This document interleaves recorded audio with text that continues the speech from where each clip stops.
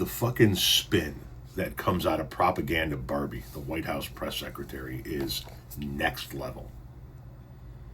Why are White House officials then meeting with Representative Boebert in an effort to try and get her to not sign this petition calling for the release of the files? Doesn't it show transparency that members of the Trump administration are willing to brief members of Congress whenever they please? Doesn't that show our level of transparency?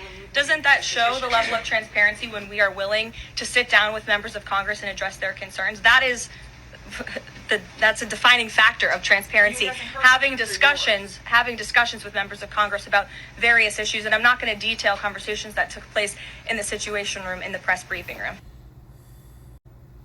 In the Situation Room, the room where presidents and their top advisors and officials go when shit is breaking horribly bad around the world. That's where they met with Lauren Boebert. Now, why do you think that the White House pulled Lauren Boebert into the Situation Room to have a little chat with her about her upcoming vote on the release of the Epstein files? She's one of the 4 Republicans that have said she would vote for it.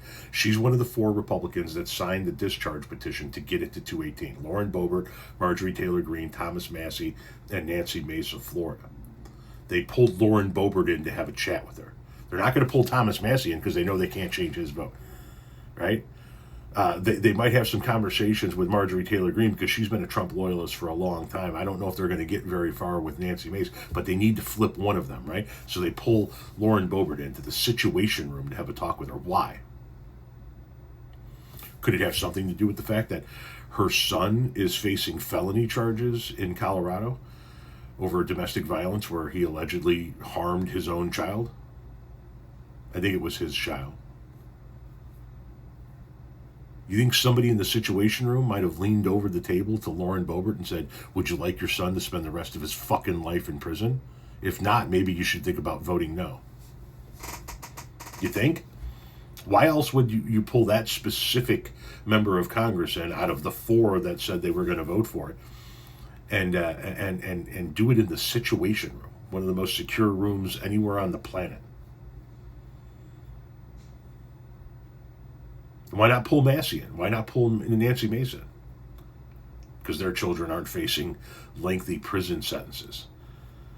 Thankfully, even if they flip Lauren Boebert, it wouldn't matter because 3 more Republican members of the House have now flipped and said that they're ready to vote yes on releasing the Epstein files, which brings that total up to 7, which means the White House needs to get 4 of them to reverse course now, not just 1. That's why I think Lauren Boebert was in the White House Situation Room. I think she was getting a talking to by Donnie and his administration. You're going to fucking vote no, or things are going to go very badly for your son.